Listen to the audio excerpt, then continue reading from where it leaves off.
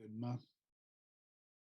Voilà, bonjour à tous et à tous. Bonjour Thomas de venir une fois de plus dans le séminaire. Tu étais venu l'an passé pour présenter tout un usage de la loi d'Allard au 19e, je ne sais plus si c'était jusqu'au 20e siècle, hein, mais Ouais. donc on va dire les résurgences inattendues des usages de la Révolution française, du moins dans son appareil juridique.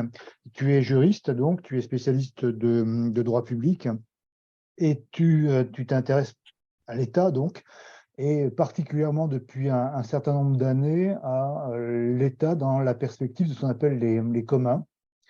Et là, tu es en train d'engager un travail qui est d'ailleurs fort engagé, plus que ça même, hein. Tu es en train on peut le dire, tu es en train de préparer un ouvrage qui interroge la notion de service public dans cette perspective qui est celle des communs. Et donc, ça veut dire que tu as une vue sur une longue durée, une durée historique, qui rend compte de la naissance de cette question du service public et de sa relation avec l'État, avec l'administration, que tu mets face à des modèles, on va dire, d'organisation qui n'impliqueraient pas nécessairement le type d'administration auquel on est accoutumé en France. Et là, donc, on t'a demandé de présenter ce travail et tu as eu l'amabilité de le faire aussi dans une perspective qui est la nôtre, c'est-à-dire que nous, on a des modèles que l'on voit expérimentés pendant la Révolution française, qui ont une vie très courte, en fait, puisqu'ils s'arrêtent à partir de 1795, à partir du Directoire, et ils disparaissent avec le consulat. On a parlé avec Marc, on a écrit quelques trucs là-dessus également. La question, c'est en fait, y a-t-il un devenir peut-être pour ces modèles tels qu'on les a vus naître à partir de 1789 et qui ont disparu, qui ont été subsumés en fait par des normes administratives et des pensées de l'État qui sont encore les nôtres, hein, et qui ont disparu en fait de nos radars. Est-ce que ça a un sens aujourd'hui? Et dans la perspective des travaux que tu connais bien sur les communs, est-ce qu'il n'y a pas finalement une nouvelle boîte à outils ou une nouvelle perspective qui serait ouverte avec ces questions? Voilà. Donc, tu fais partie de ces chercheurs qui, dans des disciplines qui ne sont pas nécessairement l'histoire, mais qui sont très, très connectées en fait à des problématiques que l'on pose nous, des chercheurs dont les travaux nous intéressent, parce qu'évidemment, on a une perspective, comme la dernière fois, on a vu David Casasas, hein, qui est venu parler des problématiques du droit à l'existence et des revenus d'existence. On a là aussi, hein, sinon une amplification, du moins un débouché en fait du travail d'archives et des perspectives qui nous sont données, qui nous intéressent beaucoup. Et en retour, évidemment, on peut nourrir, documenter des questions qu'on se pose en philosophie politique, ou toi que tu te poses en droit public. Voilà à peu près l'enjeu de ce que l'on va voir. Donc, on te laisse la parole pour environ une heure, hein, et puis après, on reprendra la discussion autour des thèmes que tu as abordés. Voilà, la parole est à toi, Thomas. Merci Yannick, merci infiniment, merci encore pour votre invitation. Alors effectivement, je suis venu à cette question à partir de mes recherches sur les communs, où je me suis posé voilà, des questions sur la façon dont on pouvait organiser différemment les communs, enfin les communs, pardon, le service public, et si finalement l'idée de commun, de communauté pouvait permettre de penser différemment les services publics. Et c'est en discutant justement avec Yannick que j'ai réalisé le lien très fort que la Révolution française a réussi à tisser entre l'administration, le service public et l'idée démocratique que je n'avais pas du tout perçue en commençant mon ouvrage. Et finalement, qui m'a fortement interrogé, parce que la question de la démocratie administrative, c'est vraiment une des grandes questions qui nous occupe en droit public. Et on a eu à cette époque un lien très fort entre démocratie et service public, qu'on n'aura plus jamais aussi fort finalement, puisque notre service public d'aujourd'hui, par certains côtés, il est définitivement napoléonien dans sa conception, puisque son grand régulateur, c'est le Conseil d'État. Et finalement, le lien entre service public et démocratie ne parviendra plus jamais à se nouer aussi fortement que pendant ces années charnières d'après la Révolution. Toutes les tentatives élaborées ensuite pour renouer le lien démocratie et service public ne sont que cosmétiques. Et même d'ailleurs, ce qui est fascinant, c'est qu'on n'en finit jamais d'enterrer les réformes de ces années-là, puisque je ne sais pas si vous avez vu les réformes récentes sur le jury populaire, qui est la seule institution qui nous restait, et qui est démantelée petit à petit, le New Public Management jouant aujourd'hui le rôle de fossoyeur quasiment définitif, même si le jury reste dans certains domaines, mais il a été fortement diminué par les dernières, affaibli par les dernières réformes. Et d'ailleurs, comme je le disais à Marc juste à l'instant, enfin, en Allemagne, j'ai découvert que le préfet, Landrat, dans certains États, est aussi élu. Donc, à l'heure où on parle de convention citoyenne, de participation, de tournant délibératif, pour reprendre le titre du livre de Blondiot et Manin, on ne voit pas à quel point certaines institutions, à certains moments de notre histoire, on est allé loin dans l'encapacitation des citoyens dans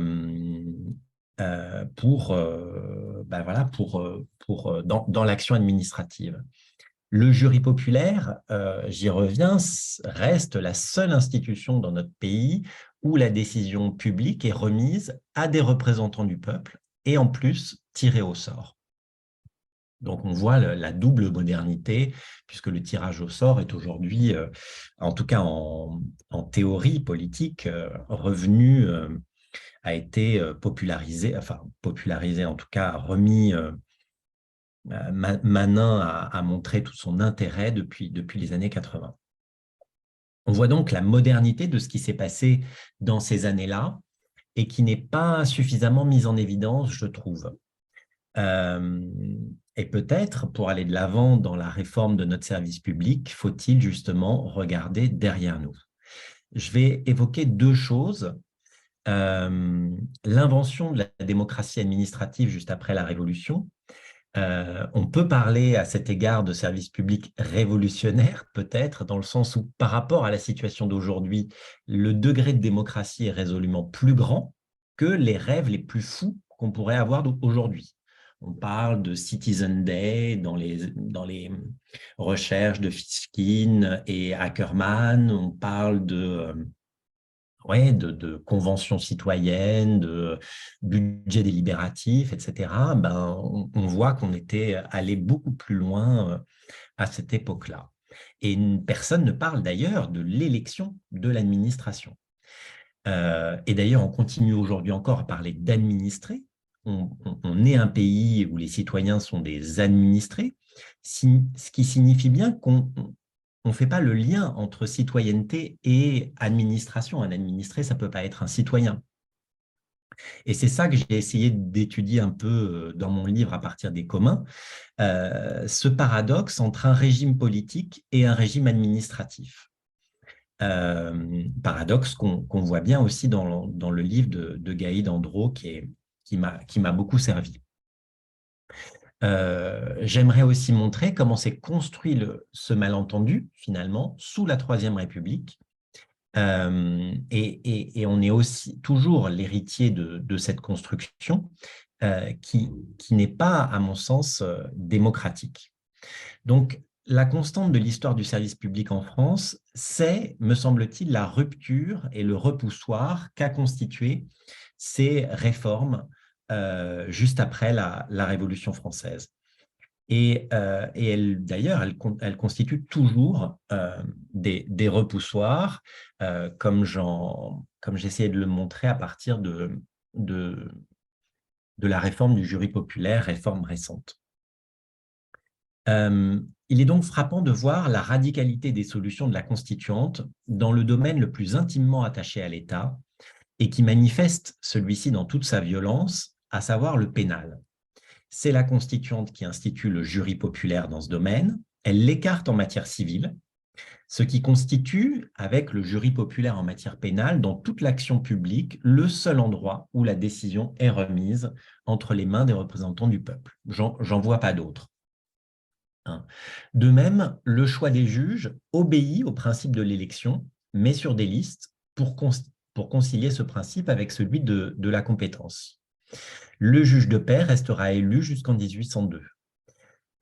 Les juges du tribunal de cassation étaient élus aussi, et on voit le lien direct avec les États-Unis, et on voit ce qui nous sépare. Les États-Unis ont adopté la solution la plus radicale du jury en matière pénale et civile et l'élection des juges, sauf pour les juges à la Cour suprême. Et on observe d'ailleurs aux États-Unis le même enterrement par rapport à ce qui a été créé à la fin du XVIIIe siècle, puisque le jury est enterré non pas en raison d'une réforme du droit comme nous, mais parce que 95% des litiges environ ne vont plus aux tribunaux et sont réglés par le procureur ou par un deal entre les parties. C'est encore cette idée de management public, de rationalisation de l'action publique. Et on voit bien comme parfois on a des penseurs aujourd'hui qui essayent de parler de lumière dans ce qui se passe aujourd'hui, on voit bien la différence d'inspiration très très forte entre les idéologies qui règnent aujourd'hui et celles qui ont prévalu à la fin du XVIIIe siècle. Au Royaume-Uni, l'idée est toujours prégnante que le juge doit sortir de la communauté, si bien qu'une majorité des juges est toujours aujourd'hui non professionnelle, contrairement à l'image qu'on a du juge anglais. Ça, c'est le haut de l'iceberg et c'est une toute petite partie de la magistrature. La majeure partie des magistrats sortent de la communauté, sont des gens issus de la communauté. Et d'ailleurs, un grand juge anglais a dit de cette culture de magistrature non professionnelle qu'il s'agissait d'un bijou démocratique. Et donc, on voit aujourd'hui cette tendance à enterrer cette construction de la fin du XVIIIe. Plus radical encore, le régime du gouvernement révolutionnaire, à partir du 10 août 1792, institue l'élection au suffrage universel des administrations départementales. Et le cas des procureurs généraux syndics, qu'étudie Gaïd Andro, dont j'ai parlé, qui sont une sorte de préfet, d'après ce que j'ai compris, est aussi saisissant, puisque représentant le roi dans les départements, ils étaient pourtant élus. Donc il faut faire crédit aux hommes de cette époque d'avoir été parfaitement cohérents en étendant le principe démocratique à l'action administrative. Et surtout, ce qui est frappant, c'est de voir la contradiction avec tout ce qui va se passer après, qui va essayer de casser le lien entre action administrative, service public et démocratie. Alors que le début de notre histoire démocratique commence avec un lien très fort entre les deux, qui se dénoue par la suite. Pour reprendre le beau titre de Gaïd Andro, les révolutionnaires ont pensé la façon d'administrer un peuple libre, réflexion que tous les régimes ultérieurs vont essayer d'occulter. Et le droit administratif français est probablement l'un des plus adémocratiques des pays que je connais.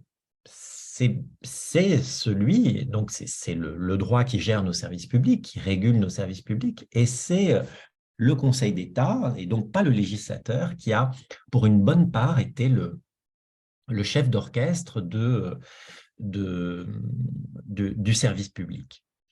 La Révolution a aussi trouvé des arrangements démocratiques en matière foncière, que connaît bien Yannick, qui est pourtant le domaine où l'empire de la démocratie peine le plus à entrer. Je ne reviens pas là-dessus, c'est bien connu. Mais justement, l'histoire administrative ultérieure va mettre en évidence une capture de ces arrangements qui auraient pu être démocratiques par les personnes publiques, par l'État. Éric Buge, dans un article récent, a analysé les projets constitutionnels proposés par le peuple en l'an 1, et il remarque qu'ils contiennent des propositions originales en matière administrative, par une radicalisation du principe électif à toutes les fonctions publiques. Je le cite, cette modalité de désignation, dit-il, donc l'élection, est conçue de manière particulièrement extensive dans la mesure où elle doit servir à désigner non seulement les députés et les mandataires locaux des communes et des districts, mais aussi l'ensemble des titulaires de fonctions publiques, quelles qu'elles soient. Condorcet, ajoute-t-il, dans son projet avait déjà prévu une très large gamme de fonctions électives au niveau national comme local. Pour le député modéré Capin, par exemple, Capin dit « Tout homme exerçant une portion quelconque du gouvernement doit être nommé par le peuple ». L'élection des juges est couramment évoquée, on l'a vu. L'élection doit être également employée, selon certains, pour les postes de commandement de la garde républicaine ou pour les instituteurs. Dans le projet de Baraillon, il est prévu une longue liste de fonctions pourvues par l'élection, depuis le maire, le trésorier de la commune, les juges, les greffiers, percepteurs des impôts, officiers de police, gendarmes, directeurs des postes, instituteurs, archivistes, médecins et même les accoucheuses. C'est dire la valeur qui est accordée à la procédure élective. Et si l'on rejoint à présent les services publics, on s'aperçoit qu'il y a des propositions à l'époque assez intéressantes liant services publics et communautés. Dans l'idée de démocratie, il y a en effet l'idée d'un pouvoir qui monte du peuple. Et on le voit bien, par exemple, dans les projets de Condorcet, qui fait un lien assez net entre les deux, qui ménage une place au principe électif dans l'école. Il réfléchit ainsi au corps des enseignants, à leur mode de recrutement. Son objet, c'est d'empêcher que les maîtres ne deviennent une corporation, ce qui favoriserait la domination des idées héréditaires, dit-il. Et il envisage de faire nommer les maîtres par l'élection en donnant un rôle aux sociétés savantes. Sociétés savantes établies localement, qui seraient en charge de dresser des listes d'aptitude à la fonction de maître. Et pour les 2 premiers degrés, les inspecteurs des études auraient la responsabilité de choisir les futurs maîtres sur cette liste et les chefs de famille locaux ayant ensuite la compétence définitive pour nommer le maître sur cette liste. Donc, on voit une combinaison de différents types de légitimité, mais en tout cas, même si c'est le chef de famille, ce qui n'est peut-être pas la chose la plus démocratique du monde, mais en tout cas, la communauté locale est impliquée dans le choix des maîtres. Donc, on s'éloigne un peu de la structure étatique classique telle qu'on la connaît aujourd'hui, qui est une structure descendante. Ces idées ont été enterrées et c'est finalement sur une base tout à fait différente que le service public s'institue en France. Et justement, Gaïd Andro a bien montré l'histoire de la création de cette légende noire de l'administration à cette époque comme vecteur d'anarchie. Elle cite Madame de Staël, qui est pourtant associée aux idées libérales, qui fustige des agents publics qui répondaient de tout, ne pouvaient agir sur rien. Le thème de l'anarchie administrative devient vite un lieu commun pour désigner cette expérience. On le retrouve sous la plume d'administrativistes éminents comme Théophile Ducrot, professeur de droit administratif à la faculté de droit de Paris. Ce dernier estime que le procureur général syndic est une institution vicieuse. Plus proche de nous, Paul-Marie Godmet, encore un juriste, estime que le principe hiérarchique abandonné au profit des administrations élues de 1791 avait conduit à l'anarchie. Et l'exemple de Madame de Staël est intéressant parce qu'on voit peut-être l'origine du problème, c'est-à-dire qu'un certain libéralisme en France, pas le républicanisme justement, mais un certain libéralisme, ne voit pas de lien entre liberté et démocratie. à partir de là, c'est, me semble-t-il, sur une base autoritaire que le service public se construit dans notre pays. Alors, ce malentendu, il est lié évidemment à l'aura très légitime que les réformes de l'après-Deuxième Guerre mondiale vont donner au service public. Mais le service public se constitue bien avant ça et sur une base qui n'est pas démocratique. Mon intuition, c'est que la bourgeoisie française n'a accepté la République après la Commune qu'au prix d'un enchaînement de l'État par des principes juridiques qui rend le commerce avec celui-ci sans risque. Et c'est le service public qui a permis cela. Le service public, sous la Troisième République, c'est le levier qui a permis de mettre l'État au rang de simple individu, parce que le régime juridique que le Conseil d'État construit autour de cette notion a pour effet de neutraliser les risques que la démocratie représentative pourrait constituer. Et même à l'intérieur de l'administration, le service public justifie le refus du droit de grève des fonctionnaires au nom de la continuité du service public. Et on peut évoquer aussi la question de ce que les juristes appellent l'ordre intérieur au service public, ordre qui justement se met en place à cette époque et qui explique que les décisions des supérieurs hiérarchiques ne sont pas susceptibles de recours pour les agents inférieurs. Juste un exemple, les agents inférieurs ou même certains usagers. Juste un exemple, c'est qu'en 1995, que le juge accepte qu'un prisonnier puisse faire un recours contre une sanction l'affectant. Donc, on met en place à cette époque, à l'intérieur des services publics même, une idée hiérarchique et autoritaire et surtout pas de contre-pouvoir. Mais évidemment, on peut prendre plein d'autres exemples. Donc, c'est ça l'ordre intérieur caractéristique du service public sous la Troisième République. Mais la construction la plus exemplaire, me semble-t-il, c'est la façon dont le service public permet d'asseoir le pouvoir des commerçants sur l'action publique à travers la concession de services publics. Toute l'histoire administrative de notre pays, depuis le 19e siècle jusqu'à aujourd'hui, est polluée par la question, et même notre histoire politique d'ailleurs, est polluée par la question des concessions de services publics, qui est l'emblème de cette construction. Les débats actuels sur les concessions d'autoroutes ou d'eau ne sont que la répétition de ce qui s'est construit au 19e siècle, c'est-à-dire c'est l'administration, cette fiction qui s'est construite au 19e siècle, c'est l'administration qui représente le public, un peu comme pour les biens communaux. Le public n'a pas son mot à dire, c'est l'administration qui négocie le prix que le public ensuite devra payer. Et la personne publique, en plus, sera liée par un contrat au concessionnaire sans possibilité de le faire évoluer, comme tout contrat, on est lié par son contrat. Donc, la concession, me semble-t-il, c'est l'emblème de la capture autoritaire du pouvoir qui se met en place à cette époque. Et je suis d'ailleurs à la recherche, si vous en connaissez peut-être, que la Révolution a innové dans ce domaine-là aussi, d'exemples de véritable démocratie dans ce domaine, de concessions qui seraient attribuées par vote populaire, par exemple.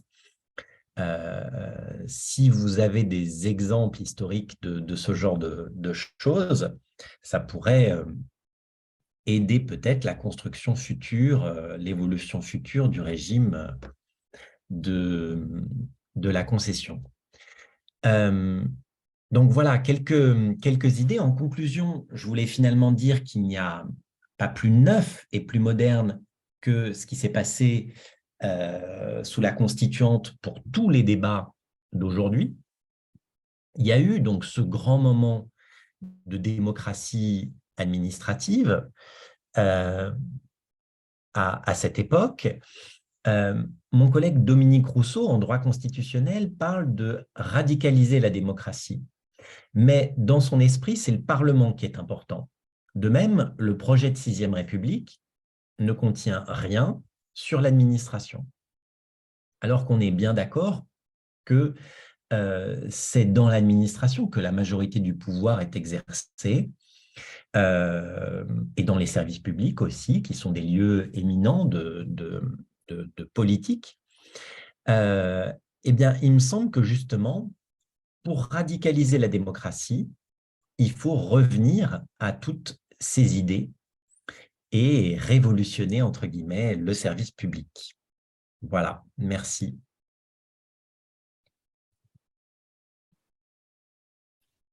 Je vais reprendre la main. Faut que je... Vas-y, oui. Oui. Merci beaucoup à Thomas pour cette présentation que je trouve tout à fait passionnante, excessivement claire. Avant de donner la parole à tout le monde, je fais remarquer deux choses. Alors, je ne sais pas si ça rentre dans le cadre de la concession, mais on sait par exemple, et la thèse d'Aurélien Larnay,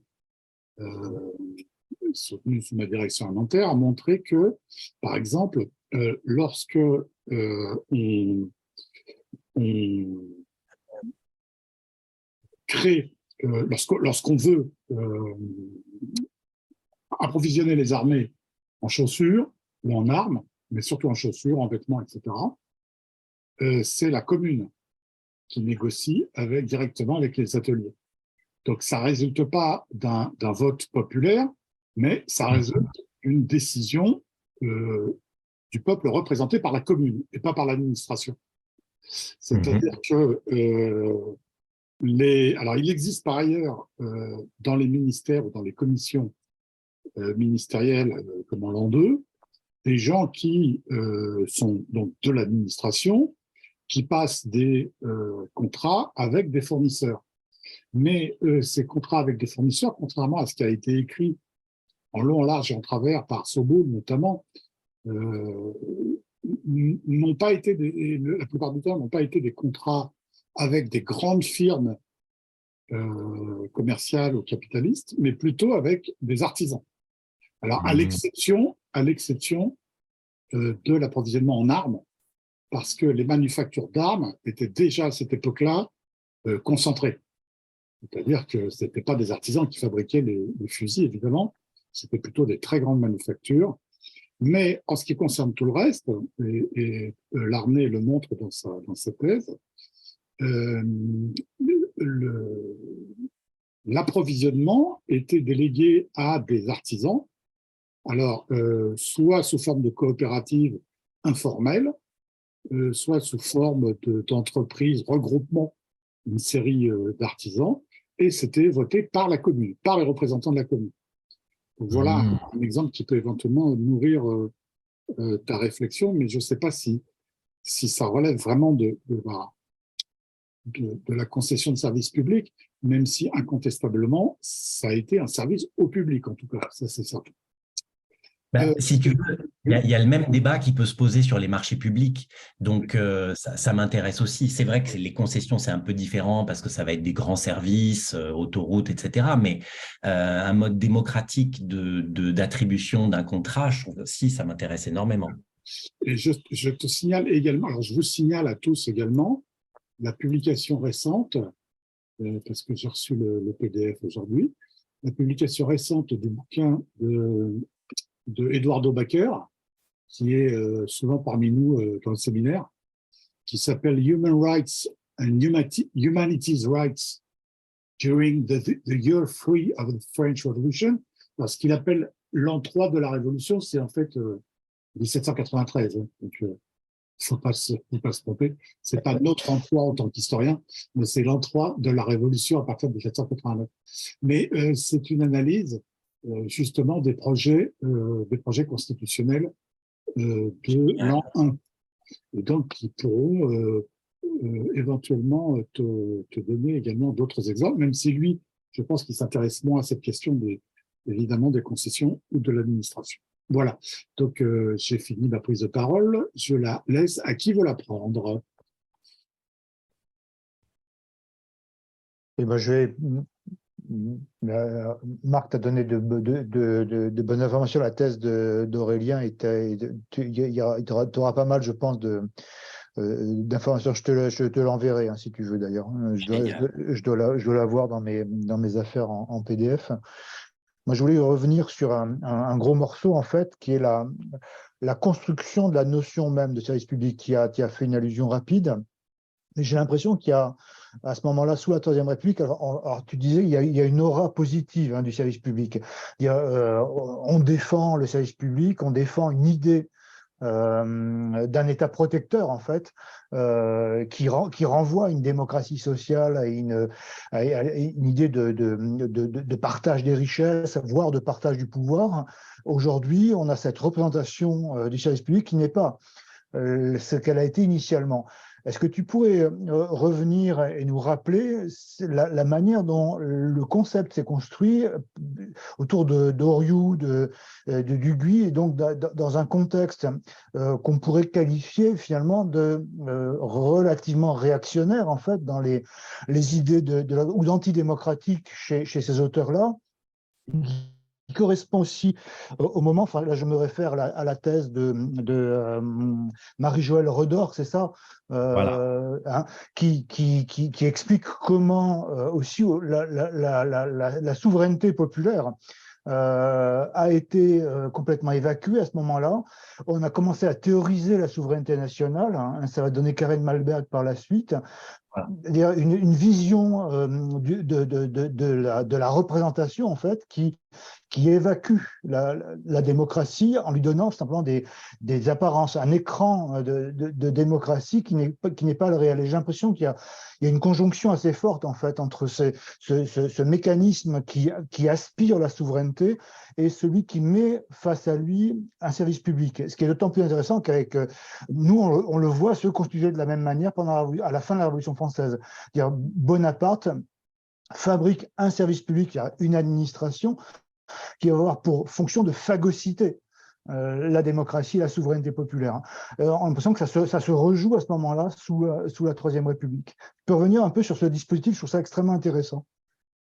Ouais, alors exactement, c'est exactement ce que tu dis. En fait, je pense qu'il y a on a, nous, l'image du service public tel qu'il s'est construit après 1945, et donc on en a une image effectivement très positive, et c'est ça, même si bon, j'ai essayé de montrer que si on regarde la façon dont les lois organisent, par exemple, la représentativité des travailleurs dans les services publics en 1945, il y a une conception extrêmement élitiste de la représentation, et les cadres sont beaucoup plus, ont beaucoup plus de voix dans les conseils d'administration que les ouvriers. Donc, nous, on a un peu cette image-là, qui est aussi liée d'ailleurs finalement à la sécurité sociale, mais qui est un autre État dans notre État, qui ne fonctionne pas du tout pareil, qui est beaucoup plus, qui est d'ailleurs, j'ai pas évoqué dans mon bouquin le paritarisme, mais c'est quand même un type de fonctionnement, mais voilà, qui est complètement différent du service public tel qu'il se construit. Et sous la Troisième République, effectivement, alors, dans nos groupes sur les communs, j'arrête pas d'être en désaccord avec… il y a toute une partie il y a certaines personnes qui évoquent Duguy et Oriou, et surtout Duguy, comme pouvant constituer des sources d'inspiration. Il y a une redécouverte de Duguy actuellement, des sources d'inspiration pour nos recherches sur les communs et pour faire avancer le service public vers autre chose. Je pense que, comme tu l'as dit, il y a un malentendu là très très fort, et là, il y a des thèses en sciences politiques qui ont bien montré que Duguy et Oriou, sur plein de points, ne sont pas progressistes, sont de droite, hein. Sur le droit de grève des fonctionnaires, Oriou est clairement contre, Duguy est un peu plus ambivalent, mais sur tout un tas de marqueurs, ils sont opposés. Alors, il y a plusieurs aspects. Il y a effectivement, tu l'as dit, la thèse de Marie-Joëlle Redor, montre bien que les administrativistes à cette époque pensent le service public comme un moyen de faire barrage à la démocratie représentative. C'est clairement, et tout à fait, Karen Malberg, etc., c'est clairement, il y a une peur du député, voilà. Donc, il y a une conception finalement assez élitiste de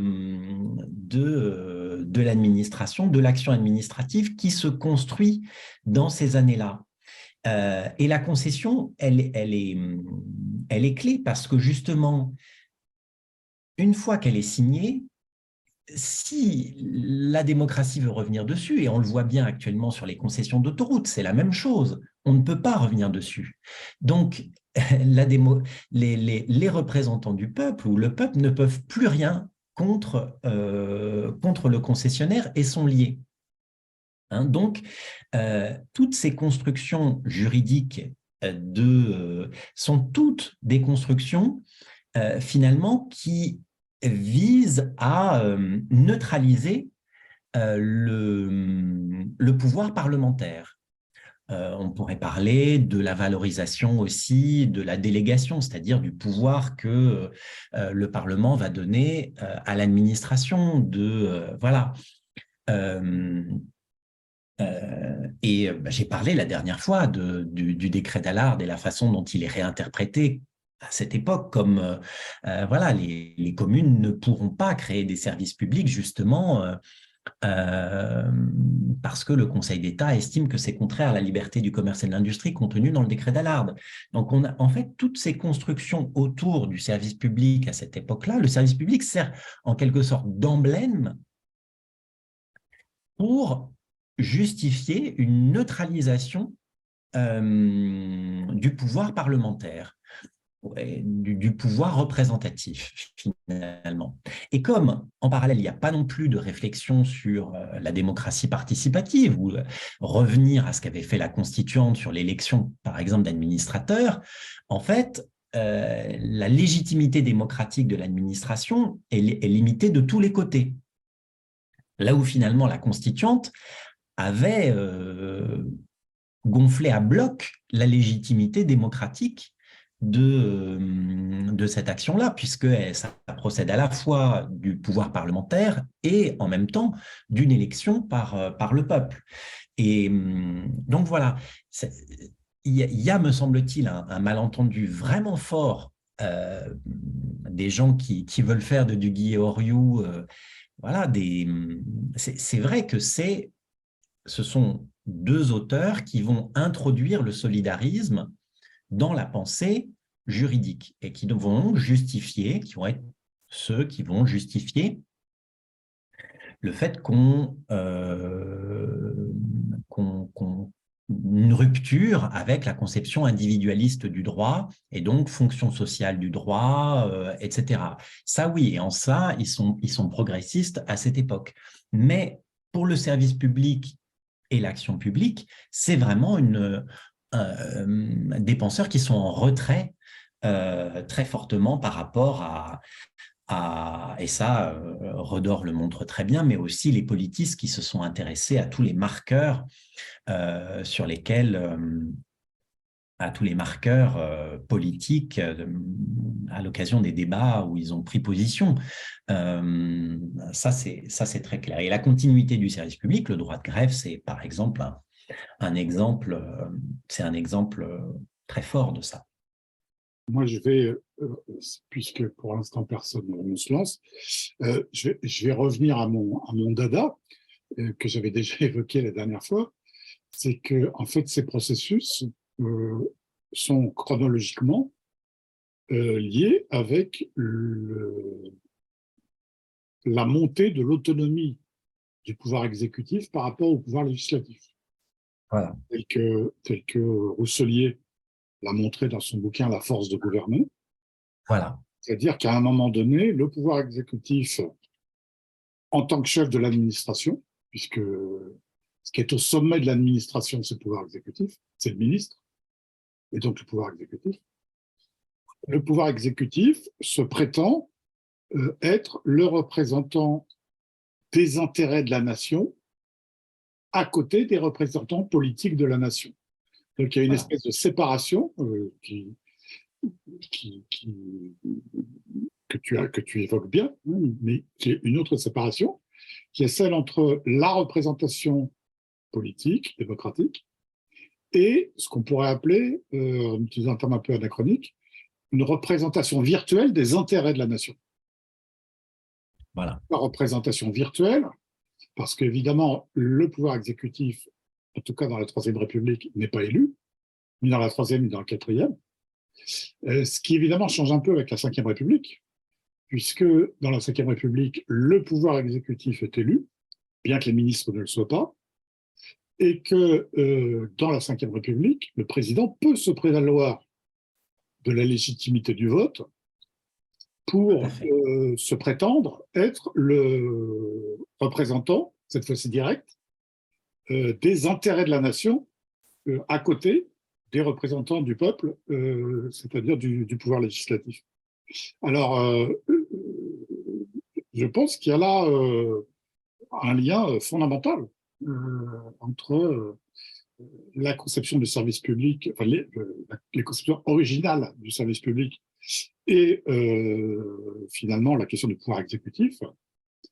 Et je pense que c'est peut-être par ce biais-là, qu'on peut repenser aujourd'hui une administration qui soit une administration démocratique, c'est-à-dire qu'il faudrait déjà une administration qui ne soit pas aux mains du pouvoir exécutif, qui ne dépende pas du pouvoir exécutif, ou en tout cas qui ne soit pas subordonnée administrativement au pouvoir exécutif. Et c'est là où l'élection est intéressante parce que ça fait venir une autre source de légitimité que simplement celle d'en haut. Moi, j'aurais une question. Alors, bon, je ne connais pas trop le sujet, donc bon, alors, c'est que dans le titre, donc vous mettez commun et j'ai pas exactement saisi. Vous voyez, si peut-être vous pouvez élaborer un peu comment les communs donc entrent un peu dans le discours que vous en avez parlé un tout petit peu vers la fin, comme ça, mais j'ai pas trop saisi. Vous voyez, l'articulation entre service public et commun. Voilà, et puis aussi, quel sens vous donnez aux communs et peut-être quelle partie des communs, plutôt que le sens, quelle partie des communs entre dans le travail que vous faites? Merci pour cette question, Fabio. Effectivement, donc, je travaille sur les communs. Les communs, essaye de répondre à cette question. Comment une communauté peut prendre en charge un service ou chez Østrøm, gérer une ressource. Et chez Østrøm, gérer une ressource de façon durable pour ne pas l'épuiser. La question, donc, moi, que je me suis posée, c'est est-ce qu'on pourrait transposer cette question? Enfin, je ne suis pas le seul d'ailleurs, hein, on est plein à se poser ces questions. Est-ce qu'on peut transposer cette réflexion au service public, au service d'intérêt qu'on peut définir comme un service d'intérêt général? Une école, un hôpital, etc. Et à partir du moment où on se pose cette question, on est obligé en France de se demander pourquoi finalement, soit on n'arrive pas à penser comme ça, qu'est-ce qui empêche de penser comme ça, et la façon dont le service public a été construit en France empêche de penser qu'une communauté peut prendre en charge un service. Alors j'ai essayé de prendre des exemples et d'étudier des cas dans mon livre où l'État français a soit tué l'expérience communautaire, soit finalement les a marginalisés. Les expériences où on a des services publics qui essayent de repenser le rapport communauté et services. Les exemples que je prends, c'est par exemple, que j'étudie, c'est l'expérience de Freinet, qui a développé dans l'entre-deux-guerres, une école différente avec voilà, toutes ces nouveautés pédagogiques qui ont été extrêmement neuves à cette époque. Et ce qu'on voit bien, c'est que Freinet a été obligé de mettre fin à son école à Saint-Paul-de-Vence dans le public et qu'il en a ouvert une dans le privé. Donc, dans le public, et on voit bien dans les archives, d'ailleurs, il y a même, puisqu'il était communiste, hein, il y a même dans les archives des rapports des services, comment on appelle ça, de sécurité, d'espionnage, enfin, voilà, parce que comme il était communiste, voilà. Et ce qu'il était arrivé à faire avec sa petite communauté d'élèves était d'ailleurs assez saisissant. Voilà, il a dû y mettre fin. Pardon. Donc, je disais, je prends aussi l'exemple de l'enseignement mutuel qui n'est pas complètement… Alors, l'enseignement mutuel, c'est vraiment une idée issue des méthodes pédagogiques du XVIIIe siècle où, alors, ce n'est pas entièrement communautaire, mais on a quand même un élève qui devient enseignant, donc qui modifie les rapports de pouvoir. Et on voit bien que Guizot est à l'origine de la fin de cette expérience. Et donc d'ailleurs, on voit bien que la verticalité, à partir de cette expérience, me semble-t-il, on voit bien que la verticalité dans le service public, comme pour Freinet, elle montre bien que la conception du service public qui finalement prévaut en France, c'est une conception d'une part catholique, et d'autre part conservatrice, politique conservatrice. C'est-à-dire c'est les idées politiques des conservateurs il y a même des articles de l'Action française contre la pédagogie de Freinet. Donc, voilà, l'obstacle à la pensée du commun en France, c'est bien ce service public qui est finalement capturé par certaines idées politiques.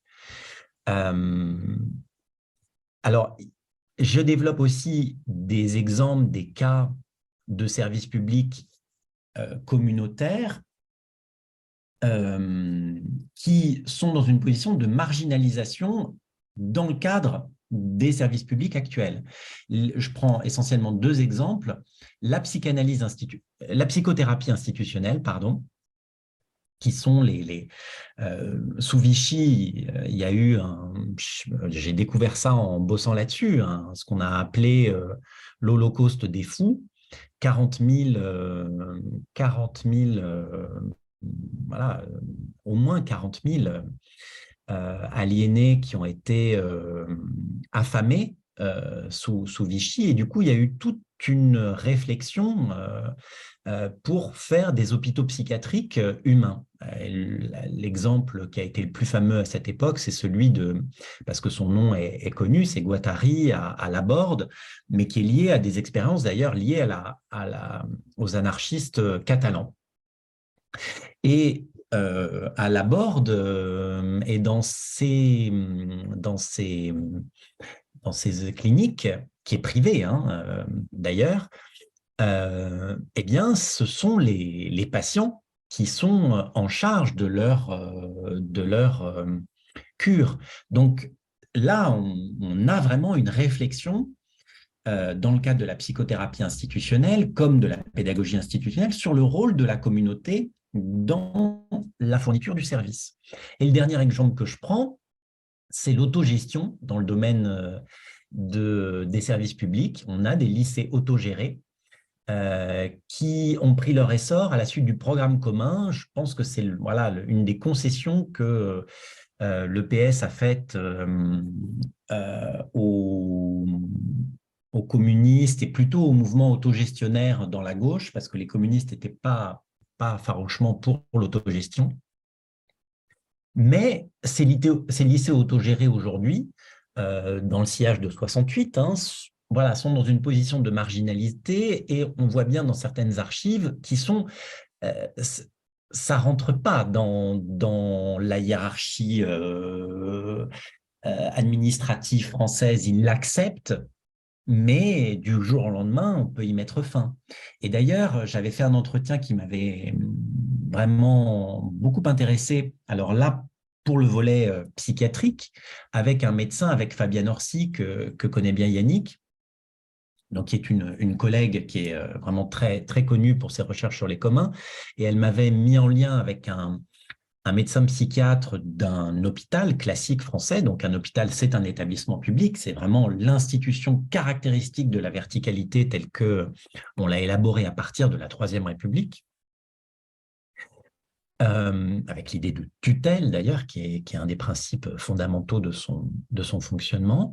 Et voilà, ce médecin, parce qu'il a une certaine aura, a réussi à pervertir le service public pour faire quelque chose d'un peu différent, inspiré, mais voilà, quand il ne sera plus là, ça va redevenir un hôpital psychiatrique classique avec l'enfermement, etc.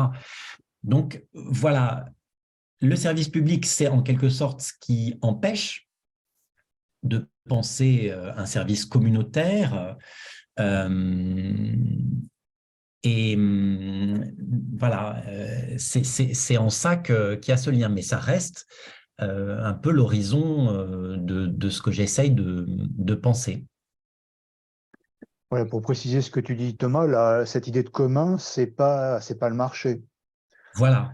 Hein. C'est-à-dire quelque chose qui n'est ni l'État au sens d'un dispositif qui confisquerait Voilà. ou une administration confisquerait une gestion, en fait, ni le marché où cette gestion est donnée à des intérêts privés comme des concessions d'eau ou d'autres que tu évoquais, mais un dispositif qui est entre les deux, sur lequel on travaille un certain nombre de chercheurs depuis les années 60-70. Tu parlais d'Elinor Ostrom, hein, qui est la OSTROM, qui est celle qui a, avec l'école de Bloomington, qui a essayé de codifier et de donner de documenter en fait par beaucoup de descriptions des fonctionnements de communs, des pêcheries en particulier, hein, des exploitations agricoles communes, qui essayaient de voir comment fonctionnaient ces communs et comment ce fonctionnement n'était pas la gabegie, la confusion, l'anarchie, pour reprendre le terme que tu évoquais à partir de ce que disait Gaïd. C'est tout sauf l'anarchie. Il n'y a pas de tragédie des communs au sens où il y aurait un gaspillage parce que ces objets où tout le monde interagirait serait simplement la porte ouverte à toute la confusion et à toute la prédation. Au contraire, elle explique que les communs reposent sur des organisations, des assemblées, des règlements, et que l'objectif est justement de préserver la richesse commune pour ne pas la gâcher. Et donc, c'est un dispositif qui n'est pas l'État, qui n'est pas le marché, et dont elle a montré, elle a eu le prix Nobel pour ça, elle est politiste, elle n'est pas économiste, mais elle a eu le prix Nobel d'économie, enfin, le substitut, le succès d'année du prix Nobel d'économie. Elle a montré que sur le plan des critères, sur le plan des normes de l'économie standard, on a dans ce type de dispositif une efficience économique. Et dès l'instant où le FMI ou la Banque mondiale a essayé d'intervenir, beaucoup en Amérique du Sud en particulier, dans les années 70-80, elle dit, ben voilà, si vous voulez de l'argent, il faut balancer toutes ces organisations et à la place mettre du marché, mettre du privé. Dès l'instant où on a essayé de privatiser, de mettre dans le marché ces organisations-là, ça a été un désastre. Donc, non seulement c'est une voie qui est intermédiaire entre l'État et le privé, c'est une voie qui repose sur des règles extrêmement précises et qui, par ailleurs, génèrent en fait des fonctionnements qui sont efficaces sur le plan économique et en particulier aussi sur le plan écologique, sur le plan de la préservation de la ressource. Donc, c'est sur ce modèle-là que Thomas travaille, hein, et comment ces communautés où finalement le bien commun, ça peut être l'éducation que l'on donne à nos enfants. Comment ce bien commun peut être préservé, comment on peut s'organiser ensemble pour le faire fonctionner. sachant qu'il y a derrière, et c'est les travaux qui ont été faits depuis, l'idée que ces communs-là doivent être organisés de manière démocratique. C'est-à-dire qu'il ne peut pas y avoir des communs dans le cadre du capitalisme. Il y a une société par action où il y aurait un bien commun qui serait la société, où il y aurait des règles qui seraient le règlement de la corporation, la corporation comme on dit, qui serait là, et puis il y aurait une assemblée d'actionnaires. Ça, c'est pas un commun. C'est pas un commun parce que ça implique le commun de la démocratie et des rapports de non-domination, on dirait nous, sur le plan de nos approches républicaines. Donc l'idée, c'est que ces communs pourraient prendre en charge, bien sûr, des pêcheries, des objets comme ça qui seraient traditionnellement repérés comme tels, et qu'on peut très facilement élargir finalement le dispositif à d'autres choses, au service public, voire aussi, et ça a été travaillé, tout ce qui concerne Internet, tout ce qui concerne les logiciels libres, tout ce qui concerne des modes d'organisation qui sont déjà à l'œuvre, en fait, mais dans des domaines qui ne sont pas forcément encore le service public. Voilà, pour compléter ce que disait Thomas, pour contextualiser un peu les réflexions autour des communs. C'est d'ailleurs comme ça que j'ai rencontré Thomas et qu'on a commencé à travailler ensemble autour de cette problématique-là. En quoi la République est-elle un commun? C'est une question que nous, on se pose dans le cadre de ces séminaires. La République étant de la même manière. Il y a un système d'assemblée. Il y a un objet commun qui est une société de citoyens libres et égaux en droit. Voilà, c'est le bien à défendre, cette société de citoyens libres et égaux en droit. Et il y a des règles qui permettent de la faire fonctionner, qui sont la Déclaration des droits, telles qu'elles sont votées en 89, dépliées et précisées en 93. Donc, il y a, autour de cette notion de commun, en fait, on met en visibilité, puisque cette notion de commun est assez à la mode et qu'elle a du poids chez les économistes, elle a du poids chez les juristes, elle permet également de regarder à nouveau frais, en fait, des modes d'organisation pendant la Révolution française en particulier, qui ont été complètement laminés, qui ont disparu, les regarder d'une nouvelle manière et, comme le fait Thomas, de voir comment le service public, tel qu'on pourrait le transformer, peut s'appuyer sur ce type de levier pour essayer d'être effectivement dans un rapport démocratique à sa gestion. Voilà. Il y a des questions. Il y a Ederne d'abord et après il y a Gauthier. Bon, merci en tout cas pour la clarification, c'était très bien. Merci. Ederne. Oui, moi c'est plus pour aller sur le terrain de la question de l'impôt et le lien avec les services publics. Parce qu'il y a un petit peu le même phénomène, en quelque sorte. C'est une sorte de dépossession de la question de l'impôt qui est captée un petit peu quand même par le pouvoir exécutif, si on veut. Et moi, je me demande un petit peu s'il existe un lien. Si vous voyez un lien entre la démocratie administrative, appelons-la comme ça, et justement la question de l'impôt qui fournit les moyens aux services publics. Et peut-être, je sais pas, moi je pense à comment elle s'appelle, la loi organique relative aux lois de finances qui obéit à une logique vraiment économiste où on a l'impression que c'est une dépossession complète de la question de l'impôt et qui rejaillit sur la question des services publics, évidemment, parce que j'imagine que cette loi relative aux lois de finances de 2001 a participé aussi à démanteler les services publics. Et voilà, c'était plus une question entre le rapport entre l'impôt et les services publics.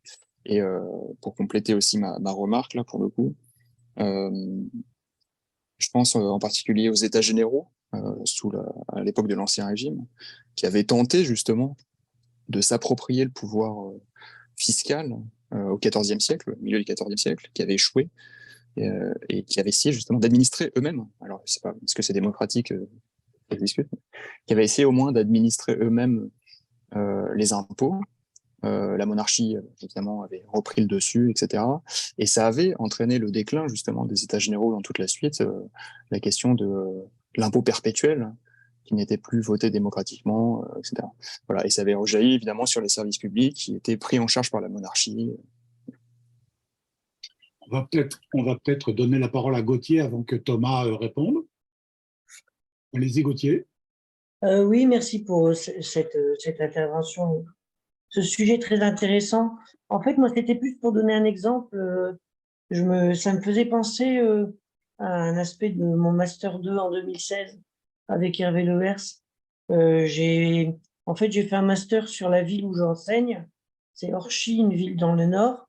Et j'avais été surpris par l'étude du cas des réfugiés. Les réfugiés, donc, puisque Orchy est envahi par les Autrichiens en mai 93 suite à la trahison du Mourier. Hein. Et donc, il y a plus de 300 habitants républicains, y compris des officiers municipaux, le maire, qui s'en vont, qui se réfugient à Douai. Donc, on a le département, sur avis du district, qui va ordonner la distribution de pain quotidien. Mais on a les officiers municipaux d'Orchy et notamment le curé, qui s'appelle Hortal, qui est un prêtre jureur, également réfugié, et qui vont se battre, entre guillemets, parce qu'il y a de plus en plus de réfugiés qui affluent, donc pour qu'il y ait effectivement une distribution de pain. Alors, je me demandais si ça pouvait être une piste intéressante pour vous. Il faut savoir que ce curé, il a été choisi pour être le représentant du canton envoyé à Paris pour la fête de l'unité et de l'indivisibilité de la République en août 93. Voilà, c'était juste une idée. Merci. Avant de passer la parole à Thomas, juste un mot.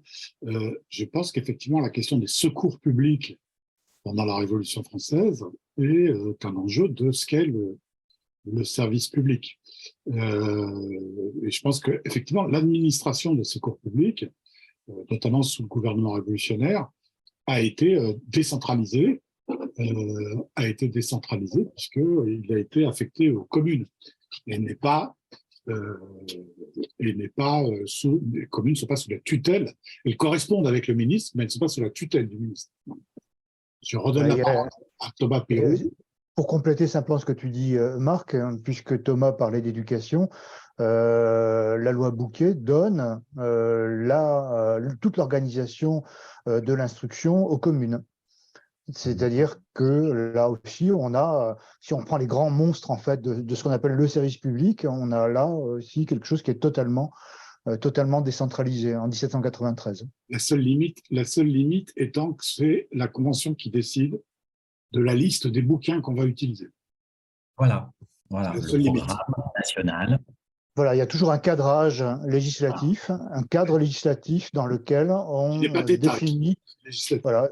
Et on connaît bien aussi la loi du 10 juin 93 ici. Hein, c'est la même chose. On a un cadre législatif qui est donné. On redonne les communaux aux communautés, mais c'est pas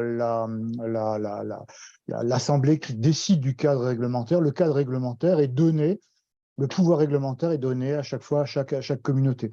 Donc le fait qu'il y ait un cadre législatif fait partie évidemment du mode de fonctionnement démocratique, et c'est un cadre qui va pouvoir après déléguer à l'intérieur du cadre en fait. Voilà, c'était ma parenthèse. Pardon.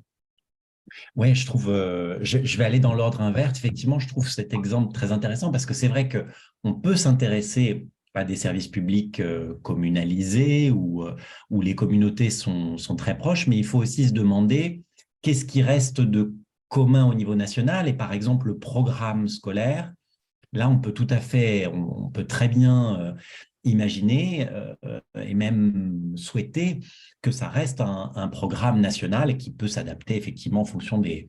Donc, il y a effectivement les deux échelles à conserver. Et sur les secours, ou en tout cas, moi, ce qui m'a frappé effectivement, c'est que les périodes…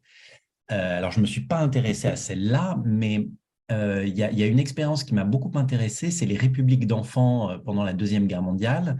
Et on voit bien que voilà, la gestion de tous ces enfants orphelins, réfugiés, etc., ça a donné lieu à des expériences complètement innovantes de gestion commune des enfants, avec une intégration vraiment des enfants dans…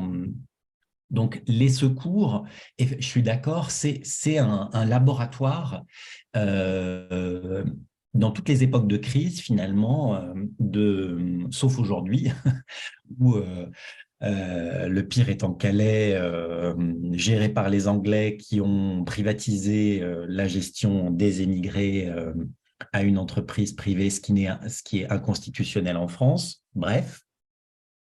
Mais voilà, il y a eu ces périodes charnières d'élaboration de nouveaux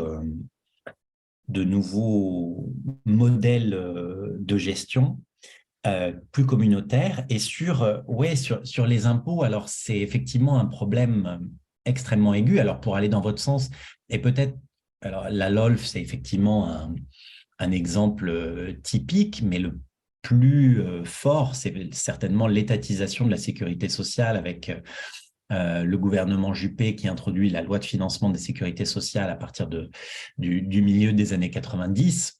Là, on voit que ce qui avait été construit comme un modèle paritaire géré avec une certaine distance de l'État dans la période contemporaine est complètement étatisé avec pour résultat l'attrition des moyens qu'on connaît aujourd'hui, et cette gestion que les politistes gestion par la dette, que les politistes ont bien documentée dans tous les sens. Donc, je suis entièrement d'accord avec vous. Et qui aboutit aujourd'hui au fait que le décalage de départ à l'âge de la retraite est voté dans le cadre d'une loi de financement de la sécurité sociale, ce qui est quand même particulièrement spectaculaire. Voilà. Dans le genre intrusif. Je voudrais faire une autre remarque avant de passer la parole à quelqu'un d'autre. C'est une remarque un peu plus générale. C'est qu'il y a quand même un gros malentendu dans la gauche française sur la question du service public. Jusqu'à la Première Guerre mondiale, ce qu'on appelle le mouvement ouvrier, est farouchement opposé à l'idée que ce soit l'État qui prennent en charge ce que nous, on appellerait le service public. Ils sont farouchement opposés parce qu'ils lui opposent la collaboration et la coopération ouvrière. Et qu'il n'est pas du tout question de permettre à l'État bourgeois, selon leur terme, que ces services soient pris en compte. Alors, le tournant, il est évidemment après la Seconde Guerre mondiale, où s'élabore un nouveau modèle, mais qui reste, comme tu l'as dit, fondamentalement un modèle vertical, bonapartiste, disons, pour dire vite. Et disons, la gauche, en général, a l'impression que et l'éducation et la santé ont échappé au marché par le biais de l'éducation nationale et de l'assistance publique. Alors, c'est vrai en partie, mais ça n'est vrai qu'en partie. Et notamment du fait des tutelles, comme tu l'as évoqué. C'est-à-dire que, évidemment, qu'aujourd'hui, on défend le service public d'éducation, et évidemment, aujourd'hui, on défend l'assistance publique, parce qu'elles sont attaquées, mais dans leur principe, c'est-à-dire le principe de la tutelle vis-à-vis du pouvoir exécutif, le moins qu'on puisse dire, c'est que ces services publics ne figuraient pas dans les programmes du mouvement ouvrier jusqu'à assez tard. Donc, aujourd'hui, la défense du service public est un marqueur, entre guillemets, de gauche, bon, à juste titre, pour tout un tas de raisons, et notamment parce que ces services publics ont été mis en place après la Seconde Guerre mondiale sur la base du CNR, etc., etc. Mais fondamentalement, la manière dont est organisé ce service public, avec ces hiérarchies assez pénibles, et dont on voit aujourd'hui à quel point elles sont pénibles, puisque ces hiérarchies, ce sont désormais des managers qui dirigent les hôpitaux et pas des médecins, donc avec les dégâts que ça provoque. Et à partir du moment où le management public, le management privé, enfin plus exactement, à partir du moment où le management public devient un management privé, bien que public, en tout cas utilise les méthodes du privé pour manager le public, on voit qu'on aboutit à des pertes de sens totales. Et l'une des remarques qui reviennent tout le temps chez tous les enseignants, chez tous les gens qui bossent dans les hôpitaux, chez tous les gens qui travaillent dans un service public, c'est on ne fait pas notre boulot. On nous empêche de faire notre boulot et on détruit notre travail. Bah, comme nous à la fac, hein. Absolument. Il faut absolument qu'on fasse de l'administratif. Absolument, non, mais je ne pensais pas spécialement à ça, mais effectivement. Benoît, oui. Oui, j'ai une question, oui. Bonsoir Thomas, enchanté. Bonsoir. J'ai- Alors, au début de votre intervention, vous avez évoqué plusieurs reprises, je crois, les jurys de l'institution judiciaire en rappelant que c'est sans doute le dernier exemple de désignation par tirage au sort, je pense. Est-ce que vous y voyez un modèle possible? Je veux dire par là qu'en France, on a finalement, depuis la Révolution, après bien des changements, on a finalement abouti à une solution un peu mixte, intermédiaire, avec actuellement 9 jurys populaires, donc issus de la communauté, si je reprends vos termes, et puis 3 magistrats professionnels, en tout cas en première instance. Est-ce que ça peut constituer un modèle éventuellement à exporter, à généraliser sur certaines gestions des biens communs? Je veux dire par là que peut-être il y a la question de la compétence aussi qui se pose. Euh, euh, Peut-être qu'on a besoin d'une partie, disons, des décideurs qui soient, disons, issus peut-être de l'administration et d'autres qui soient issus de la communauté, comme vous dites. Est-ce que c'est un compromis qui vous semble intéressant? Alors, tout à fait. Ce qui est étonnant, c'est qu'on n'en parle jamais de ce jury populaire, alors que finalement, c'est tout ce qui nous reste, je crois, hein, de ces années-là. Et voilà, c'est le seul exemple, effectivement, de décision publique entièrement remise à des représentants des citoyens. Alors, effectivement, moi, tout ce que j'entends de la part de magistrats ou etc., c'est que c'est effectivement une attitude critique, mais alors c'est vrai que l'élection dans le domaine du pénal n'est pas forcément, n'est pas forcément la solution qui peut être la plus aux États-Unis, elle a des effets extrêmement graves. Si vous avez des électeurs racistes, ben voilà, la politique pénale américaine, elle est délibérément raciste.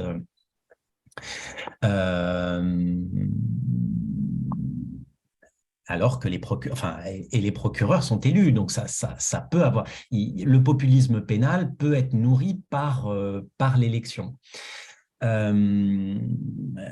Bon, alors après, en France, pour revenir à la France, moi, je n'ai pas vu d'évaluation. Il n'y a pas d'évaluation, en fait. Et même là, l'actuelle réforme qui remplace le jury populaire par des magistrats professionnels, on n'a même pas pris la peine de prendre une période temporaire où on va évaluer la coexistence des deux modèles, voilà. Disons que les réformes actuelles, elles sont purement managériales. C'est on veut des décisions, on veut clore les affaires dans un climat où, comme pour tous les services publics, on ne donne pas d'argent à la justice, qui est probablement l'un des services publics les plus maltraités dans notre République. Voilà. Donc, il y a rien qui, pour l'instant, j'ai pas d'argument objectif montrant que, alors sachant que le jury populaire au pénal, donc aux assises, il a une question simple, hein, c'est est-ce qu'il pense que la personne est coupable? Voilà. Et son critère, c'est l'intime conviction. Bon, voilà. Mais il y a la question de la détermination de la peine aussi, qui est voilà. Alors ça, c'est le juge ensuite qui va le faire. Juste une remarque pour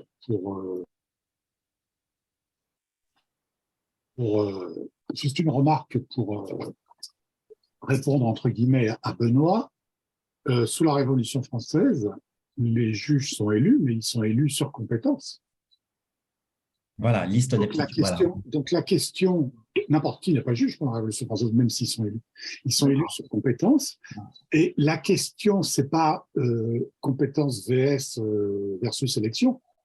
La question, c'est compétence et élection versus tutelle. Je ne sais pas si tu vois ce que je veux dire, Benoît. Oui, Que, oui. le problème, enfin moi je ne suis pas juriste, hein, je vois ça en tant qu'historien. Donc, le problème du juge, enfin le problème démocratique que pose le fonctionnement du juge aujourd'hui, c'est qu'il est sous tutelle, et sous tutelle de l'État, du pouvoir exécutif, puisqu'il est sous la tutelle du garde des Sceaux. Donc, alors que sous la Révolution française, cette tutelle-là, elle n'existe pas, puisque les tribunaux sont souverains. Oui, et puis il y a une autre réponse que je pourrais te faire, Benoît, c'est ce que montrent aujourd'hui les recherches sur la participation. C'est qu'en fait, par exemple, ce qui s'est passé pour la Convention citoyenne, c'est que tout l'enjeu, c'est de faire monter en compétence les citoyens. En fait, on n'est pas obligé de penser que voilà, on prend les citoyens tels qu'ils sont et ils décident et effectivement, ils n'ont pas les compétences. Tout l'enjeu, et c'est ça l'éducation démocratique, c'est que effectivement, il ne faut pas prendre des gens, rien leur expliquer et leur demander de décider de l'avenir de quelqu'un. Et tout l'enjeu dans la participation ou même dans toute question politique, finalement, c'est d'arriver à avoir un espace public ou des méthodes de formation suffisamment sains pour que tout le monde monte en compétences. Ce qu'on n'arrive pas à faire aujourd'hui sur les retraites, par exemple. Voilà, qu'on arrive à faire en sorte que le jury soit lui-même, devienne compétent, quoi. Mais c'est une vraie question. Pour avoir été juré moi-même, l'expérience que j'ai eue, malheureusement, c'est que les jurés populaires cédaient, si vous voulez, à une forme de populisme, comme vous dites, et à une excessive sévérité des peines. Et alors, j'allais dire heureusement que les magistrats professionnels étaient là pour modérer les élans de certains. Moi, je vous rejoins sur le fait que si on accorde une telle responsabilité à des hommes et des femmes issus de la communauté, ça nécessite aussi une formation, qu'on ne soit pas, j'allais dire, parachuté du jour au lendemain dans une cour d'assises. Et pour rebondir sur ce que tu disais, de la question de Benoît, c'est renouer avec des choses qu'on disait plutôt au début du séminaire. Est-ce qu'il y a dans les travaux de ceux qui vont théoriser les services publics, donc Oriou, Duguy, est-ce qu'il y a quelque chose qui touche à cette question justement de l'expertise comme étant, il y aurait une nécessité enfin, de l'expert à capter un certain nombre de dispositifs pour éviter qu'on ressemble dans l'anarchie. Hein. Je reprends Germaine de Staël, puisqu'en gros, on est dans le même mécanisme. Et est-ce qu'autour de cette question d'expertise, il y a, surtout à cette époque-là, c'est une hypothèse qui, à mon avis, est tout à fait probable, est-ce qu'il y a derrière l'idée du progrès qui est mobilisé, c'est-à-dire l'idée de quelque chose qui serait un mieux par rapport à ce qui a pu exister auparavant? Est-ce que ce sont des catégories, l'expertise et le progrès, qui sont mobilisés par ces théoriciens du droit public à ce moment-là? Peut-être pas expertise, progrès tout à fait, mais en tout cas, tu as tout à fait raison, l'idée d'expertise, c'est l'idée qui justifie le pouvoir administratif dans ces années-là, et d'ailleurs qui la justifie partout, hein. Aux États-Unis, en France, au Royaume-Uni, enfin dans les pays que je connais, c'est l'idée qui va justifier le fait qu'on confie le pouvoir de décision à l'administration. Ce qui peut se comprendre, hein, l'administration n'a pas le législateur n'a pas forcément les moyens pour prendre toutes les décisions, mais on aurait pu penser aussi à d'autres mécanismes pour relégitimer l'action, pour introduire plus de démocratie dans les processus de décision, par exemple la participation, etc., qui ne sera introduite que plus tard, dans les années 70 en France, sous l'effet des mouvements écologistes notamment.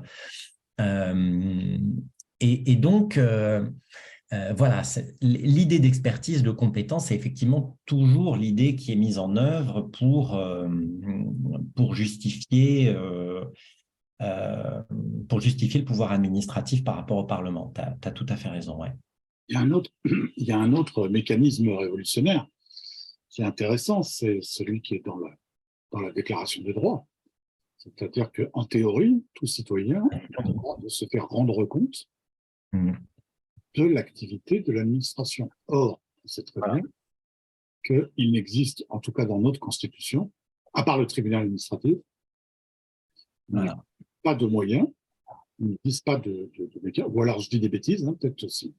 Non, il n'existe pas de moyens. Alors, on peut saisir le médiateur, mais c'est à peu près tout, je crois, non?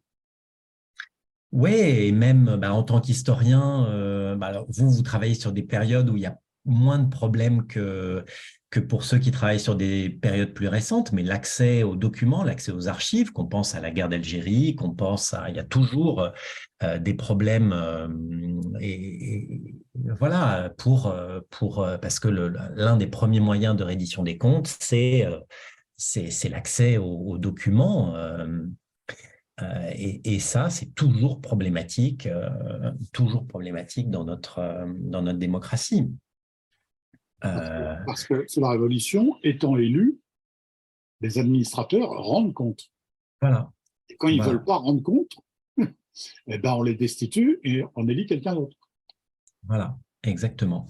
Et donc, un mécanisme de ce type-là réintroduirait de la démocratie dans le fonctionnement de l'administration. Voilà. Ce serait intéressant de savoir d'ailleurs qu'est-ce qu'ils mettaient sous cette reddition des comptes. Jusqu'où ils allaient, qu'est-ce que… Je n'ai pas étudié la question, je ne peux pas te répondre.